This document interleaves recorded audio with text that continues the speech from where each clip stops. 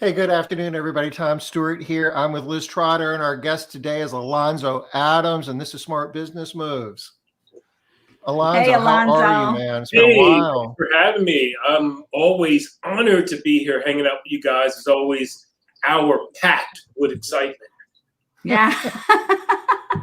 Packed. That's packed.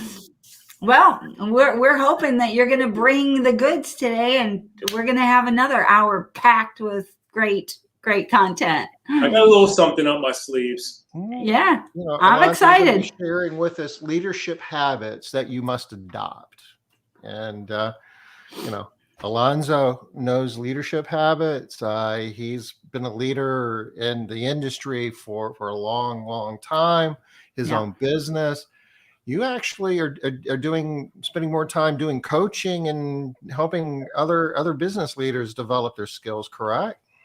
I am, and it's fun. We're having a lot of fun, and I'm beating up a lot of entrepreneurs, man. But we're turning them into high performers. So that's been awesome because, again, a lot of entrepreneurs get caught up in looking for. I would say they're always looking for different sources. Where can I find this at? Where can I get this at for my business or my company? Yeah. And I'm like, be the source.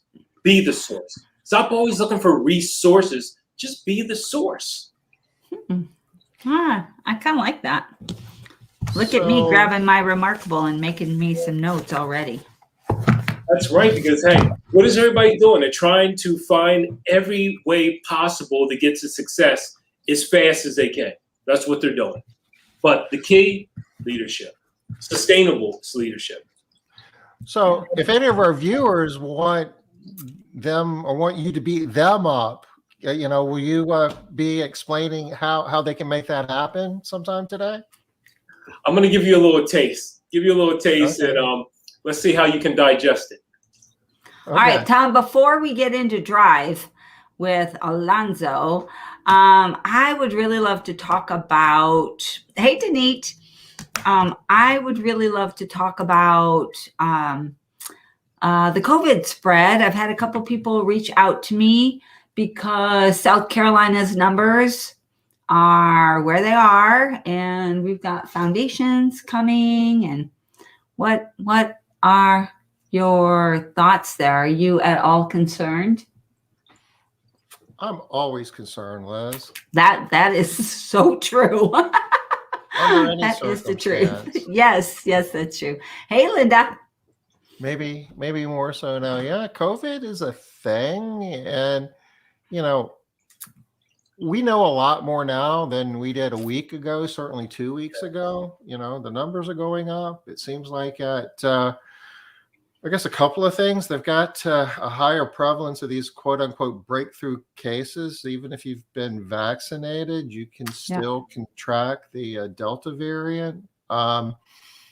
Having these really bad outcomes, the probability is less, but you can spread it. The R0 value of the Delta variant is right up there with chickenpox, which is just below measles in terms of spread. So it's more contagious by a material amount. So, I know a lot of businesses down here are moving back towards masking. Within Castle Keepers, we never formally said, okay, no more masks, but we did kind of relax that a little bit. If you've been vaccinated and feel comfortable, we'll look the other way, but we're starting to reemphasize that. We've also implemented, I guess a program within Castle Keepers that we're offering financial incentives for people to get vaccinated. So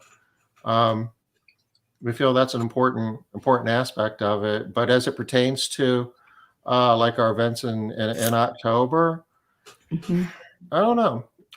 I've seen some studies that suggest that this Delta variant will burn through by then.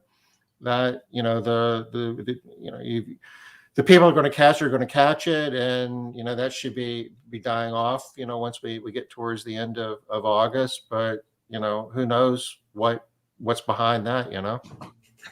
Well, the reason why I'm curious about it is it really much worse? I mean, it spreads more and all that good stuff, but is it really much more of a threat to us than the flu at this point? It doesn't sound like people are dying like, like COVID-19 was scary because people were dying. I think for those who are not vaccinated, I think the chance of getting seriously ill, being in the hospital, and potentially death, I think those numbers are all about the same. There's just fewer of them because there's more people are vaccinated. People are vaccinated, the probabilities are a lot lower that they're going to wind up, in the hospital or worse. Yeah. Any way you slice it, though, I think most people would argue that there's less we know about COVID in terms of the long-term effects. That just to say it is the same as getting the flu. Yeah, maybe for some, but not for others. Mm-hmm. People die from the flu as well, but yeah, that's been around so much longer. They pretty much know what all the long-term effects and side effects and all of that, and they're still trying to figure this COVID thing out. Let's see. About 0.5%. Some numbers here for us. 1 out of 10,000 under 65 are dying. And I guess that's vaccinated, unvaccinated, just everybody. Has anyone died of the Delta virus that has been vaccinated? The last I heard, nobody had. There were 0 cases of deaths of the in the vaccinated population. Is that still accurate? I can't say with 100%, but my guess is some have. Yeah, 1 in 261,000 vaccinated. I'm assuming that's deaths. Okay, so there's 1 death now for every 261,000 vaccinated. All right, so that's a small number. Yeah, I mean, there's probably a lot of other ways that people are dying. The odds are greater dying for a lot of other things than COVID if you're vaccinated. Yeah. Okay. How's it doing up in Pennsylvania, Alonzo? Is COVID a thing there at the moment? Well, let's take it from the standpoint of looking at the suburbs, because you got Philadelphia, which again, they have different requirements. Suburbs out here, we look at counties, and we look at what counties it's spreading more, or if the numbers are spiking. So where I'm at in Chester County, we're doing fine. So it hasn't been any major restrictions. Everything's just playing it safe. Playing it safe. My company, for my cleaning business, we've kept on the mask. We never took the mask off. Vaccinated, unvaccinated, you got to keep them on. And just following, protocols that would protect everyone. And just being smart about our choices. A lot of things, and it's good that you even bring up leadership and how this just coincides. And as we're watching how all this has been developing, now over a year, we just have been glued to our televisions or whatever information we get from others or whatever we're reading or researching, and deeper dive, it has really provoked a lot more fear. And, that's one of the things I've always spoken on was fear and having courage and having the ability to keep people focused in the right directions. Because again, when fear kicks in, then people start to really look towards sources. And sometimes it's not always the best source. So I've always encouraging people, to keep their eyes into the positive and see things and take everything for what it is. Because everything's are studies and different science information we're getting can be conflicting. So it's the best thing is to do what you feel is best for yourself. And it never hurts to eat healthy, man, and take care of yourself and get your vitamins and nutrition. I mean, that to me is always huge, even before COVID. Because as we can see, the whole thing with people's immune systems we're challenged more with our immune systems because of the different things we're up under with pollution, different things with the water, the things that we eat, and just not the right nutrition that we used to have, 40, 50 years ago. So it's really important to protect your immune systems and get the right nutrition because I'm just seeing a lot of people that go down and have struggled with COVID. Just again, they just really didn't take care of themselves, or underlying conditions that you're not aware of. You're just not really sure, because when you actually go and you get a physical, the physicals are basically like when you go to take your car for inspection. It's not the deepest dive. It's still other things there that you don't really know that could be going on with you, because it's just an inspection, a yearly inspection that you get. Smart health moves. There you go. We got a new show going here. That's right. Thanks, Robin. Hey, did you see, Tom, that Linda and Denise have a couple of questions about your incentives? Are the incentives working? We announced them today, so cannot tell you if they are or they aren't. And what are they, Tom? If you are fully vaccinated, we're going to give you $100. Okay. I think that's the same one that's been floating around for a while. Denise, Linda, we've talked about that a bit in group. So, yeah. Do you have anybody that Liz, that's implemented that with any degree of success? I know a couple of people that have implemented it. They had some success, and they had some backlash that they didn't realize that they were going to run into. I know you think things out really well, Tom, so I'm sure that won't happen to you. But I'm looking forward for that discussion. That'll be fun. Yeah, yeah. So, yeah, I think it is. Federal government reimbursing the $100? What? I know that there was talk about it. Don't know if it ever became a thing or not. Well, that would be awesome, because you would definitely not have to worry about the liability if the government is reimbursing the $100, right? Hey, Robin, good to see you here today. She wants to know what percent of our staff is already vaccinated. Not a large enough percent. I can tell you that. It's we're below the national average. It's we've got some work to do there. The question is, how do you know from everybody? Was just a question, a meeting that was in a group, and who's vaccinated, who's not? How did that go?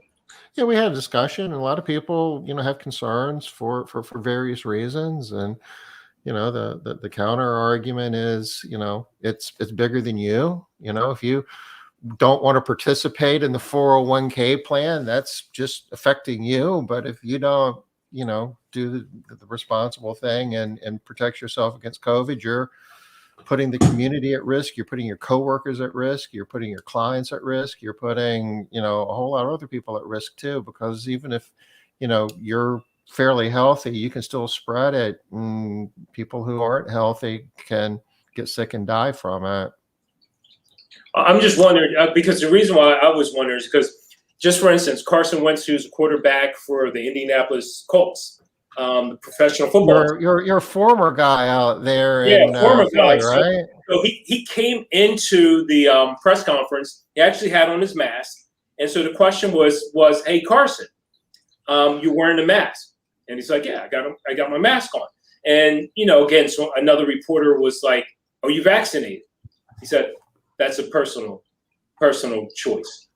And it shut it down. So that's why I was curious about, the business owners out there that's really asking that question, and how is it being presented? Because I still struggle with that. And I should say I struggle with it. I'm very definitive with it, as to saying that I leave it as into my staff's personal choice to their decision. So there's nothing been forced upon them. So I don't know exactly the extent to who is and who isn't. I do know that there are people that are and people that's not with my staff, but I don't know the ratio or percentage, because we just can go down that path with it. Well, for us, you have to produce a vaccine card if you want $100. So that's going to be a more. That's a good way to find out. objective way of doing it. So there wasn't you a won't meeting, Tom, still, there wasn't a meeting like, I'm vaccinated, I'm not. What happened? I mean, how do you know the number? That's what I'm trying to find out. Yeah. All right. Because Robin just said, be right back. You are 50%. So she says she thinks she's 50%. So I'm thinking most of the owners are in the same boat. We're thinking, unless we got a definitive number. Mm-hmm. You're probably right. And I don't know. We're just kind of doing it by the honor system. Robin says she's at 50%. She says she thinks she's at 50%. All right, I'm going to show you how I know. This is our name tag at American Made. Can you see what's over there? Okay, that's how you can know. Okay. So you have to have a name tag, and if you're vaccinated, it says you're vaccinated, and if you're not vaccinated, it says I'm not vaccinated, and you have a little syringe with a X going through it. So I know exactly how many people are vaccinated. You know what's so interesting too about it, because I was speaking with another business owner, and another business owner was asking, they were our customers inquired, That's what happened to us. People. So we had probably about maybe two or three people inquired about that, but that was the most that we had. We actually had someone that was going to return, and they were asking about that, and we said that wasn't something that we required. And so she goes, "Okay, let us know if that changed." I said, "Okay." Yeah. And you're waiting. Robin makes a good point. It's one thing telling the national media what your choice is, but as an employer, I think you have a right to know. And we have a responsibility. A lot of employers out there, Walmart and one other large employer basically said that you're going to have to be vaccinated sometime by September if you're going to be working here, or getting a COVID test every week, I think was the other alternative. I told you here in our state, Tom, our government, you're going to have to be vaccinated to work in the government. Yes. In September. Yes. Yeah. Do they give them the option of getting a COVID test every week instead of that? It hasn't been written into any kind of a law or anything yet, so I don't know if they're going to. Currently, that's not part of the discussion set. And yes, Stephanie, it is legal to ask. There's a whole big thing about it too. So my daughter goes to Cornell University Business School. And so she shares a lot of her stuff from Cornell. And they had an awesome panel. We brought this panel on Smart Business Moves. It was awesome. And not on Smart Business Moves, sorry. And MMA groups. And there was a labor attorney, an employee advocate. I can't remember, 4 people on the panel. Those hit all 4 sides. Oh, what are when you have the what's it called? The group. I know, the group of people in a company that all comes together and says, we are going to committee. No, darn it. I'll come up with it in a second. Task force? Anyway, no, this is, oh my gosh, it's killing me. The more I try to think of it, the worse it's getting. Okay. You don't think about it when the show's over, right? Yeah. Yeah. It's, and you have to pay dues. Union. They had a union representative there. And anyway, there were 4 of them, and they talked about whether or not you can do it, what are the risks, what are the challenges, and it was really good, actually. Kevin, the audience is helping a focus group. Union. Anyway, it was it was really good. Okay, 47% are fully vaccinated. They tell us they are not planning to the rest of the process. Well, that's not bad, right? 23% are doing it right now, so that's pretty good. So A state with below 40% vaccination. Yeah. let's broaden the discussion up a little past COVID. Not to say that it's a trivial subject. It's very Leadership. timely and important, but we want to talk about leadership habits on a larger scale, Alonzo. And I know that you spend a lot of your time working with other, business leaders, helping them with their leadership skills. So, for the time that we have left, what would you like to share with us in terms of kind of best practices in terms of leadership skills? But first, my guess is, before ever even hearing it, I'm going to guess. I know you have five leadership habits that you have to put into place.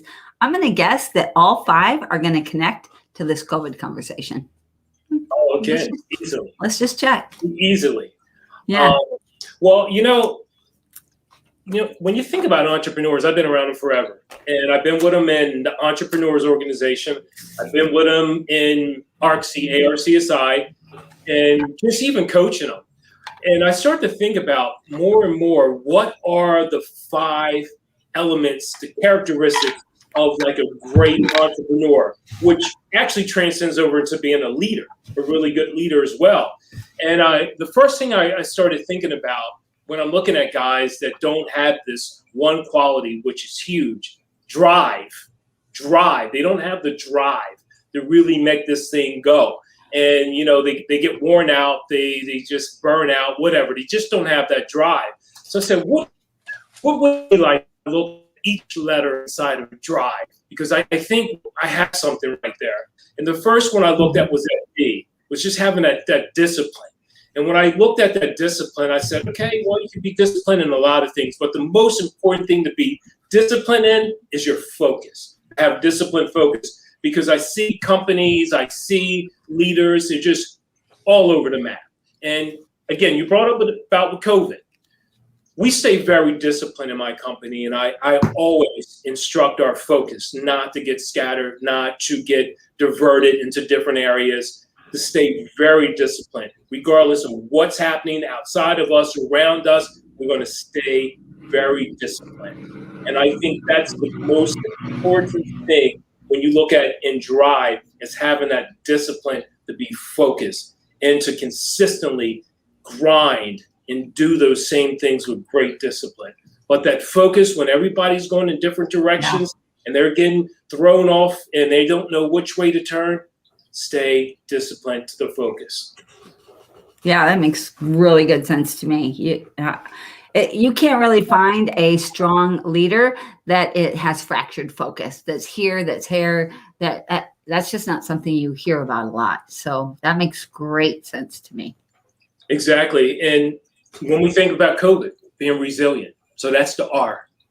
You have to be resilient. Okay. Right? So that's why when I think about an entrepreneur, I want him to have that. If I'm going to build him, I'm going to create him like the Bionic Man, we're going to put all that stuff in him. You got to put that in him, because you go up against COVID, you go up against anything with the government, you go up against your employees, your customers. It's all going to hit you, but you're going to have to endure. Because business is just peaks and valleys, man. And that guy's that's a leader that's resilient. You think about stuff that like Elon Musk had to go up against. Mark Zuckerberg, they're always up under some type of investigation. There's something that, they're getting poked at from all directions. But you got to stay resilient and stand strong and weather that storm. That's what I like about being resilient. And it's just like, you can hit me, man, but guess what? I'm coming back. And I'm coming back stronger and better and harder. Nice. All right. I know. I'm loving this DRIVE. I know what the I is. I know what the V is, but I'm dying to hear. You know what that I is? You really know what that I is? You sure you do? I think I do. Yeah, these you're building a list here, Alonzo, that this is, these aren't negotiable. No. They're all necessary, but if you're and I don't even know what the last three are, but we're going in a direction here where if you're missing any one of these, you really are not going to have the success that you deserve. Because I mean, if you're in a leadership role, especially in the industry that we're in, you've got so much skin in the game, and you're burning so many calories, and you're putting so much into it that if you aren't doing it the right way, you really aren't getting a return off of everything that you're putting into it. No, by no stretch. By no stretch. But it's again, people want again, they want to really disconnect in leadership. They want to just say, hey, just go out and do it. But as that leader, you have to show up.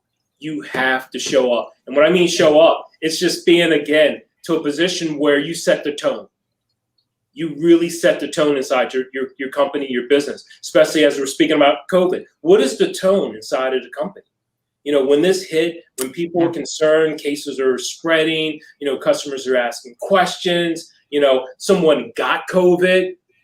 What is the tone in the company, in the business? And that's where the leader has to really, really set the tone inside of the company, because emotions go at a high. They get worked up, they get stirred up. And once it spreads, it's contagious. It's like a wildfire. And someone's got to be able to put that out, have to bring people down and just say, hey, listen, you know what? It's a day-by-day thing. It's a day-by-day thing. So people are so caught up thinking about the next week, the next month, what's going to happen. They're going to shut things down. We're not there yet. We're not there. Deal with it. That was the whole reason why we started Smart Business Moves in the first place, was because people were struggling. They were unfocused. They were dropping the ball. They didn't know what to think or do, and they needed to come on, pull it together, folks. You got to come up with your message. You got to get strong. So I'm loving what you're saying. Okay, before you go on, I'm going to show you my guesses. Okay, that's what I have. You got the V right. That V's easy though, because you can only go with the V. Okay, all right. I'm dying to hear. To hear. Now the one thing is why I went with the I. I went with intention. I love intention. To be intentional. I love that. That is something that's missing, because whatever you set out to do, you have to be intentional about it. That's about your habits. That's about your routine. That's about how you're going to actually run the business, your training, whatever. Be intentional about it. Be intentional about your consistency. People are watching. Your people are watching you every day. And if your attention is not the right intention, that you don't put them in the right position to succeed, and you're not intentional about it, then they don't trust you. So intentional to me brings trust. And that's huge as a leader, because I'm watching your habits. I'm watching your routines. I'm watching if you're doing what you're saying you're going to do. You're intentional about everything that you set out to do. All right.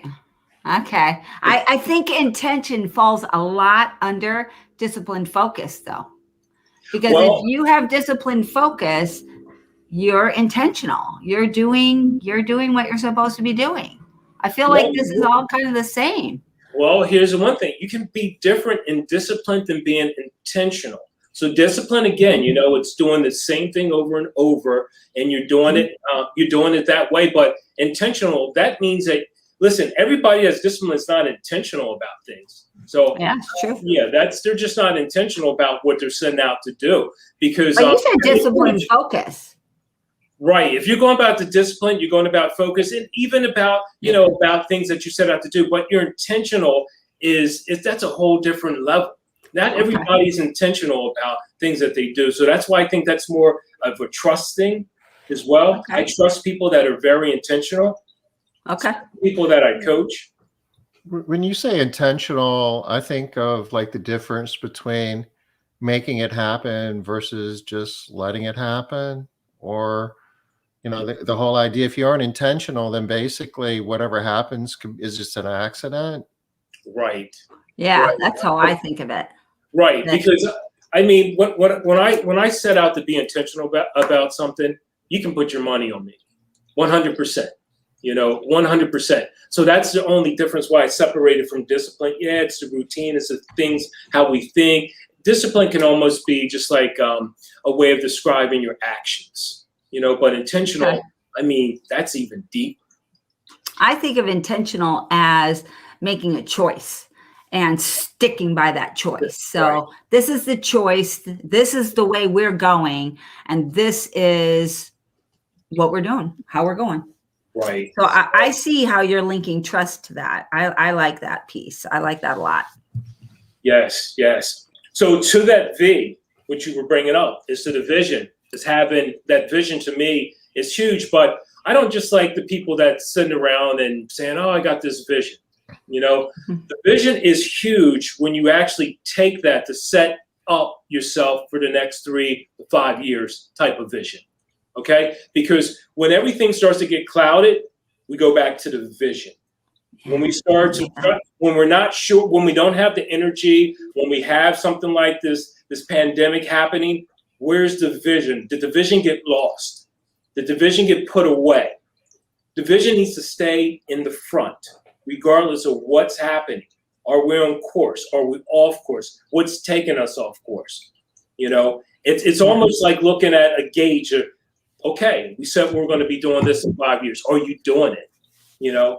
Have the business actually set out and accomplished what it was supposed to? You're now at year 3.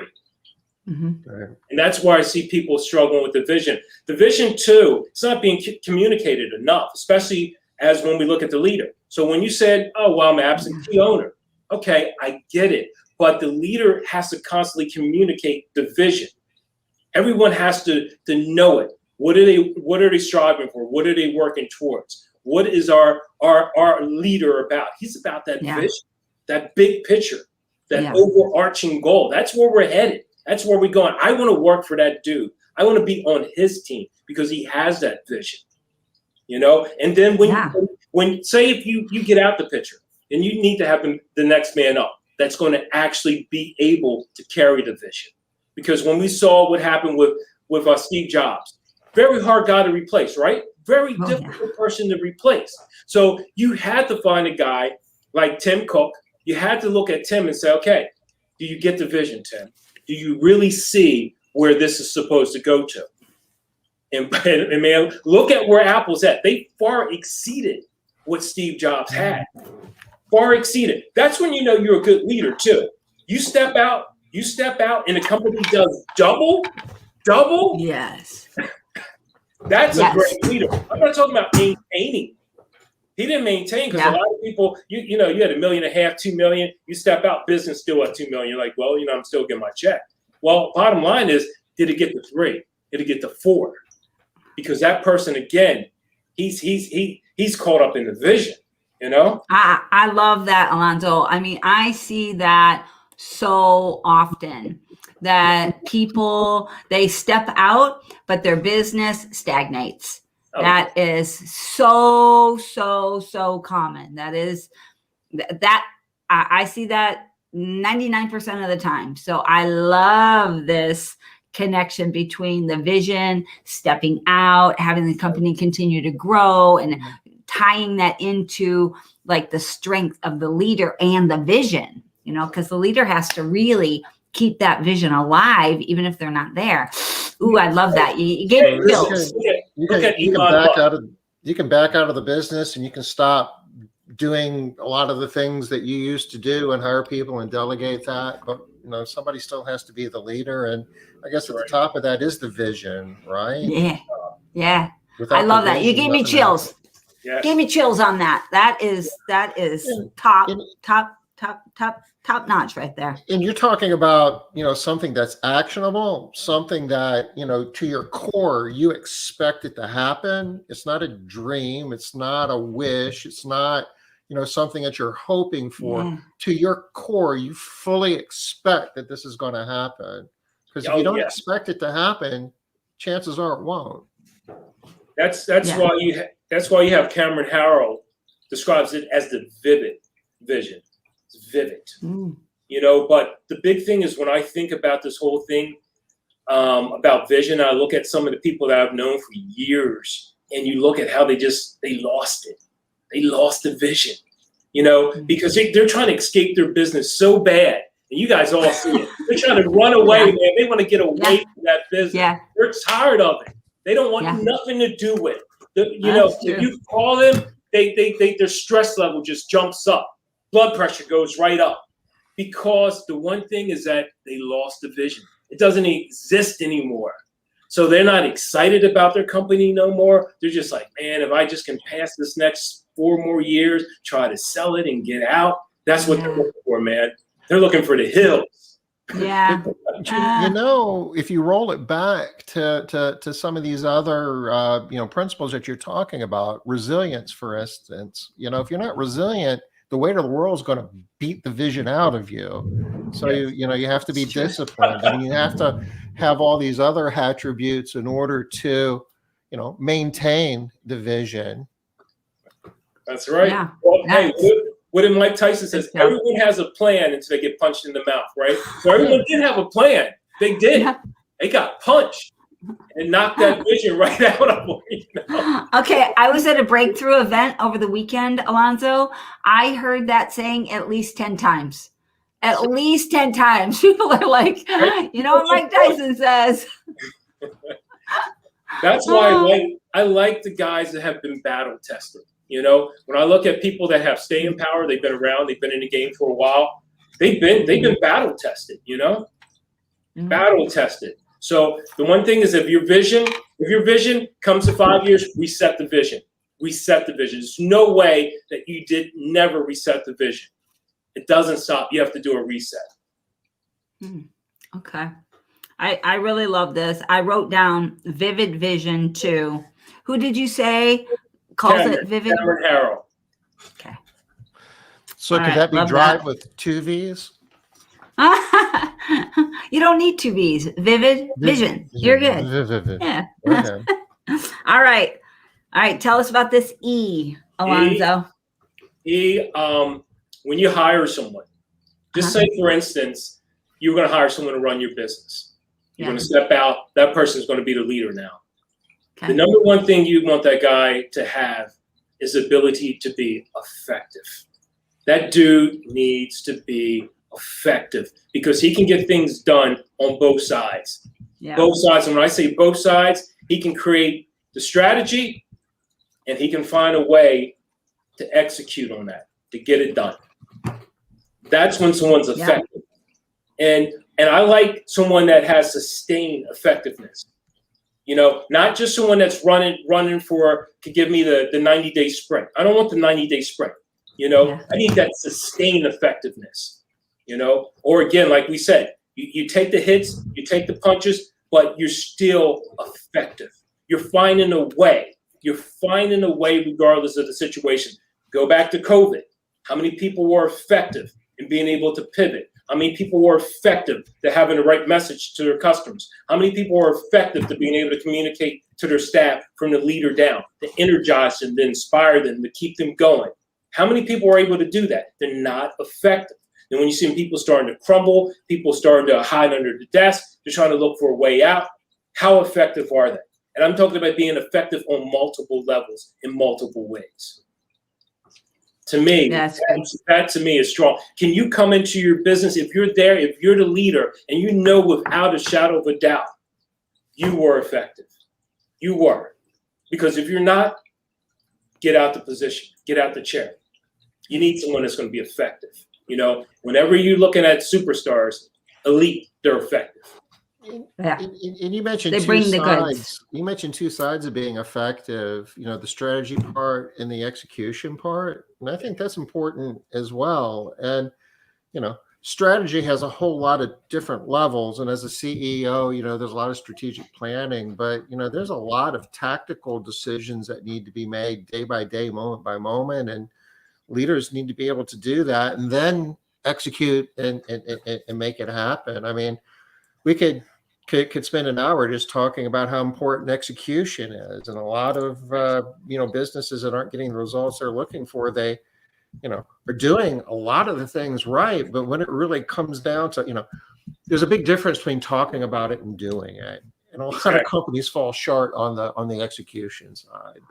I did change my word from energy to execution. I was like, oh, execution. You can't do anything without execution. And then you got effective. And I think effective is really the same thing as execution, because if you're executing, you're effective. Right. So I really like that. I think I'm loving this. And two, Liz, well, I like to think about effective because you do have effective leadership as well, effective leaders, because when you are effective, you are influential. You understand? That's the most important thing, is if you are going to be a leader, you're going to be effective, are you influential to your people? Because there's too many people that are in leadership positions, they're not influencing anybody. You know, they're being influenced. They're not influencing anyone. And right now, the day and time that we're in right now, you better be effective in influencing people, man.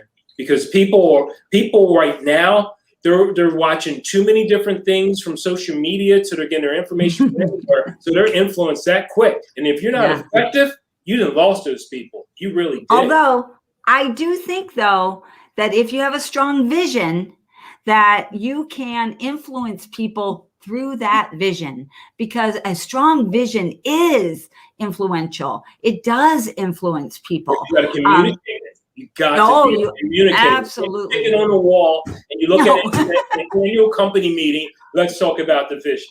That's not a vision. No. That's not a vision. A vision is not words on a wall. That's not what a vision is. A vision is influencing. You know, that is part of the vision. But when we said vivid, let's think about the word vivid. The vivid, it feels real. You can feel it. Yeah. You know, you can feel it. I mean, how many times have you walked into a company and when you walked in, you can feel the energy in that business? It's thriving. You know, you walk into another company, it's dead. It died a long time ago. It's a funeral in there. They're playing violins. It's, you know, it's not happening. You come in, it's got to be popping, baby. Popping, you know? It's got to be juice, you know? And that's what happened when the COVID thing went down. It was violins playing, you know? It's like, come on, man, give me some hip hop. Give me something up in here. Let's get fired up because we've got to keep marching forward. The funeral's not here, you know? All right. No obituaries. Let's do it. So now you're speaking to my energy, right? Yeah, it takes energy, right? That's effective. It does. That's effective. That's you got that dude. You got to be effective. I'm gonna argue that one. Let me hear why you can't be effective. Okay, I'm gonna argue why. Because you can be effective and not have any energy, and I've got a perfect example for you. Okay. Or have really low energy. Tom's, I don't know what his title is. He works as the accountant. He's the main accountant. If you were to meet him, you're not feeling the energy at all. But is he effective? Yes, he is. Yeah. He is effective. Yes. He does. Okay. He does get the stuff done. You can count on him. He's reliable. I mean, he is the personification of effective. We'll go back to leadership. So I got you where you're saying. Okay. But on a leader to be effective, I want him to be able to put his DNA on it. Yeah, but you want him to. But I think he can still be effective as a leader. No, he can. You're right. Yeah. No doubt. Very effective. But I think the energy is like super, super important as well. I mean, I do think that the strongest, not all of them either, right? We know some leaders that don't bring the energy. You know, DRIVE is a really cool acronym. I love it. 5. We could have probably gotten, say, 8, characteristics if we'd wanted to. Tom is so funny. I bet that we could have gotten 8 if we would have added on an I and added on 2 E's. We have to figure out what we could spell with that. But you have to put something else in there because that's only 7 if we did drive it. Oh, but I really do love drive. I do, and really drive. And if you're bringing it down to 5, I don't think anybody is going to argue the point that these 5 are definitely you got to have them. You can't leave any of these out. It's not like, well, you don't have to have discipline, focus. I'm arguing with you all day long. Yes, you do. Well, you don't really have to be resilient. I'm arguing all day long. Yes, you do. Well, you don't really have to have intention. Yes, you do. Yes. I think this is awesome. Easy to remember, easy to pull up. Yeah, I'm totally using this. Thank you, Alonzo. This was an awesome share. In something else, Alonzo, that the word trust came up quite a few times in this discussion. So that can't be overlooked either. Yes. That if you're going to be effective as a leader, you have to be trustworthy. And that's a whole nother discussion as well in terms of what that means and the different dimensions that it takes. Which is why I'm changing the I. I'm changing the I to integrity because it's a stronger trust word. And I'm going to put intention under discipline, disciplined focus with intention. You can move it around. Yeah, because I agree that intention is critical. Remember, the drive comes from being that high productive entrepreneur. Absolutely. That's where it comes from the high productive. So we could switch that I into integrity because integrity is huge, especially right now. And stuff we've been through, and just right now, it's like the trust factor.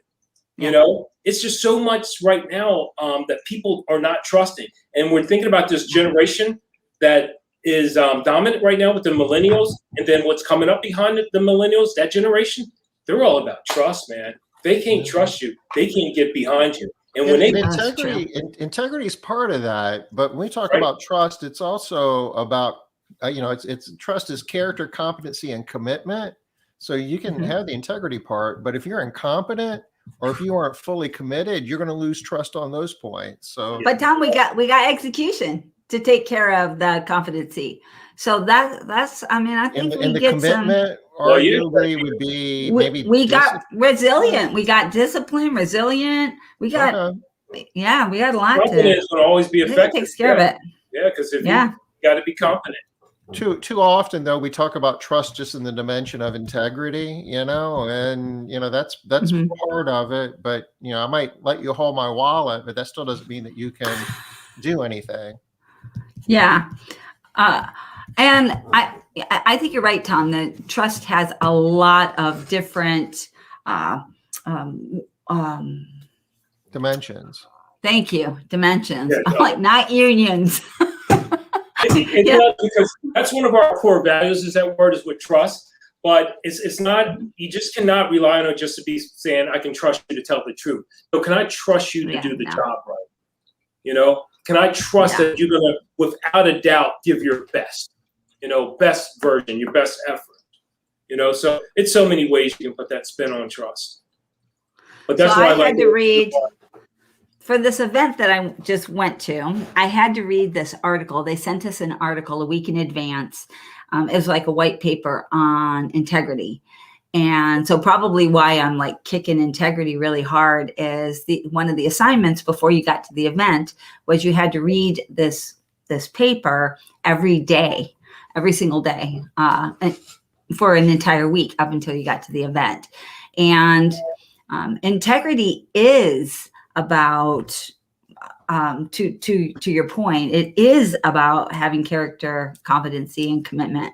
All of those things are part of integrity. I'm like, it's a crazy word because the more you look at it, the more you think about it, the more it actually encompasses. It's not just about that people trust you or not. It's that you are your word. That's and right. You can't be your word if you can't get the stuff done. You're not your word. If you're not committed to things, you're, again, not your word. So I'm like, wow, I got a whole big thing on integrity over this past weekend. And I'm like, dang, man, that's a big old word. I used to argue with people that wanted integrity as part of their core values. I'm like, dude, integrity is hard to withhold. Are you going to be able to uphold integrity as one of your core values? Because I don't think you can. I've had 3 conversations with you. I don't think you can. You break it down to its core, and it's a humbling thing. Yes, it is. It says a lot easier than it does. And there's no way we could have ended this without talking about integrity. There's no way. No way at all. Because ultimately, again, as we say, that brings trust. Can I trust you? Can I trust what what I'm hearing, what I'm seeing? Can I trust it?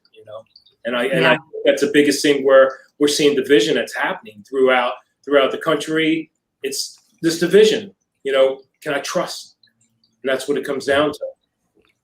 Yeah. And who do I trust? And a lot of why we're struggling right now with the people back to COVID again, people don't want to get vaccines and they don't want to get vaccinated. They don't trust, y'all. That's bottom line there. Well, it's a shame because it's a lot right now. We're living in a world where everyone wants to be an expert.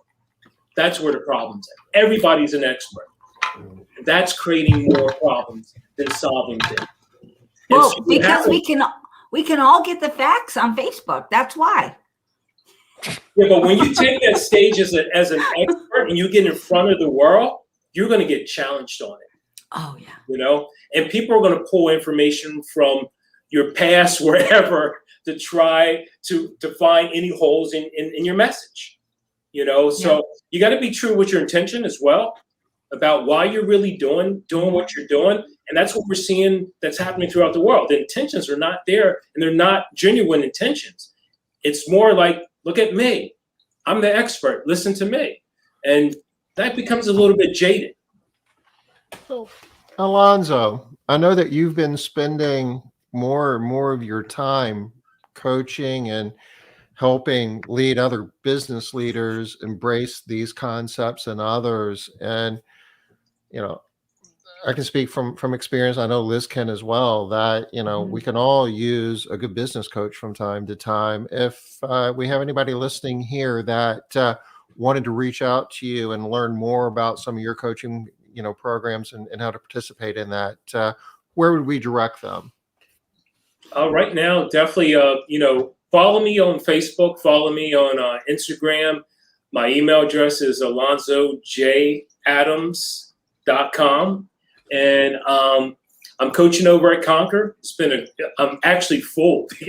I'm completely full. That's why he's not telling us. Reach out because he hasn't got time for you. He's booked out. Yeah, I'm completely booked up. But listen, people know that reach out to me. I'm there to help anyone. I want to make sure that I can help people be successful in whatever way they're looking to be successful. And that's personally, business-wise, whatever. So never hesitate to reach out to me. And what you guys are doing here is awesome. It's awesome because you guys are giving up your time. You're not being paid for this. You're not looking for anything in return. And that's why I love coming together with you guys, because we're just trying to make sure that we're being the best that we can be for others and to help others. We are looking for something in return, though, Alonzo, and it's the vision. We are really looking to get this whole industry professionalized. So we're looking for people to, adopt some of these smart business moves and smart business thinking so that we can all be better. That's what we're looking for. Yeah. So we are looking for that. Businesses be more profitable, and they can take that money and create better jobs, provide better service, make better lives for themselves. And Alonzo, I know you share this vision as well, because we've worked together for goodness grief, how many years? Yes. And other got to be a decade at least, huh? Oh, longer. Yeah, longer. So we're coming up. We're probably coming up on 20. Well, not quite 20. Over 15 years. What would be the anniversary? It's been many years. When's the 20th anniversary of ARCC? Yes. Or ARCP. We started working on it like in 2003, I guess. So it's coming up. Yeah. So the 20th. Almost here. Yeah, we got to have a big bang. Really got to. Yeah. So you got a question here, Alonzo. Do you just work with residential or commercial? I think you work with people that are outside of our industry too, don't you? All service businesses? Residential, commercial, cleaning, all. I do both. So I do residential and commercial. My background is actually commercial. That's where I came from. I got in commercial cleaning when I was 13 years old. I worked for one of the biggest commercial cleaning companies on the East Coast. They stuck me in when I was 13 years old. I went in and worked my way up, and I learned all that stuff, man. Floor machines, all that stuff, carpets. I can do all that stuff. Well, I can't do it now, but I know how it works. You can tell other people to do it. Yeah. I don't mess with that I stuff. bet you could. I bet you could get in there and at least fake it. You know, you got to think about where you're going to spend that energy at, man. Where I'm most effective at, right, Liz? That's right. That's right. I'm not as effective there no more. You have to be disciplined and not indulge in such silly nonsense. Yes. Oh my gosh, that is a really another great point, Tom. I'm really glad that you brought that up, because that is another thing that we see business owners doing all the time is they're saying yes to everything. Every great idea, every new thing that they see, they're like, oh, I heard so-and-so say that she does blah, blah, blah. I'm doing that too. What? Stop doing what other people say or what other people do. Or what other people do, and stay disciplined on your focus, your vision, your stuff. Do what. Listen, you know what's interesting? So how many people have closet of stuff? Machinery. Have what? How many people have that closet or they have that machinery because they decided to go ahead and jump into something different? You know? Yes. We all have that different vacuum, floor machine, I don't know, a fogger, whatever people and God, man, you know, steam machines. People just were all over the map, you know? It's like stay disciplined, you know, stay disciplined. But I think, you know, people don't want to miss opportunity. But everything's not opportunity. Sometimes it's just a distraction. That's where another good D. You know, it's a distraction. Yes. You know, it's like stay where you're at. That's been my claim to fame, my success is that disciplined focus, not jumping at everything or doing what other people are doing. It's like, hey, if it works for you, try it. And, you know, I go as far as to say too often it's an indulgence. It gives you an excuse not to do the things that you really need to be doing. Yeah, you're looking for stuff to distract you. Matter of fact, that's in the book, Indistractable, which is a very good book. That is a very good book. Yes, people are looking for ways all the time to distract themselves from doing what they're supposed to be doing when they're supposed to be doing it. Constantly looking for distractions. Well, I am going to also create a list that I'm going to shoot over to you, Alonzo, of drive, how you cannot have drive. Be distracted. I got you a good drive, no driving list too, that I've created just from us talking here. Cool. I like it. But what do you call a person that's an entrepreneur that doesn't have drive? An employee. Okay. Well, we are at the top of the hour, so there's just a couple of things. We are Matt wanted me to share. He's doing a workshop Thursday, and it's I just dropped the link in chat. Matt is doing his thing. Big shout outs to Matt. He's making an impact. He's making a difference, and he's helping us push the ball down the field in a lot of ways. And people are loving these workshops that he's doing, Tom. I'm getting so much positive, chatter about these workshops. So yay. Yeah. So it's this Thursday, 3:00 Eastern. I dropped the link. If you're looking for it, you can find it in the Made Central Facebook group. It's several places. Alonzo, you use Made Central, yeah? Oh, no doubt. Yeah. Are you going to be at the user experience? I will be there in full effect, live and in color. Awesome. Yay. Exciting. I always look forward to seeing you, so I'm glad to see you in October. So we're going to have a good time. We're going to have a good time. We're going to be doing some important work there too. There's some pretty awesome stuff that we got queued up for that. It's going to be some. Well, I don't want to lose focus. Everybody leave this call thinking about leadership, think about drive.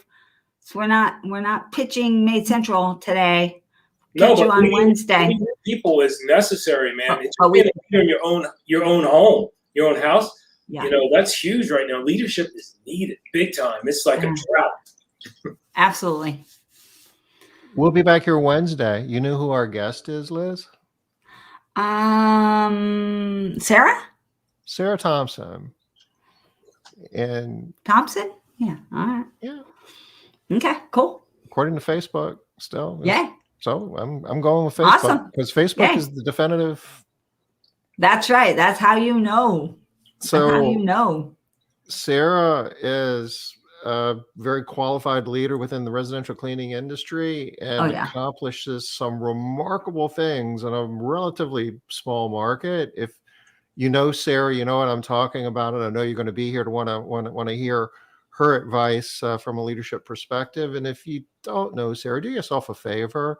You'll walk away with a different perspective. She's doing stuff that if she wasn't doing it, you would say that it wasn't doable. Yeah. And I will say that she does follow Alonzo's method of drive. We would definitely say, according to what Alonzo defines as drive, Sarah completely encompasses drive. That's one of the cool things about what we're going to do. This month, you're going to see the common theme, and from one success story to another, there's going to be a common theme. So, Alonzo, as always, thank you, ma'am. Thank you for bringing it. Thank you for having me. I always enjoyed being a part of this experience, and you guys are doing a great job of just educating the industry and just making it better. Thanks, Alonzo. I'll see you soon. Thank you, We'll guys. be back here 5 o'clock Eastern on Wednesday. Take care, guys. Bye-bye. Bye, y'all. Bye.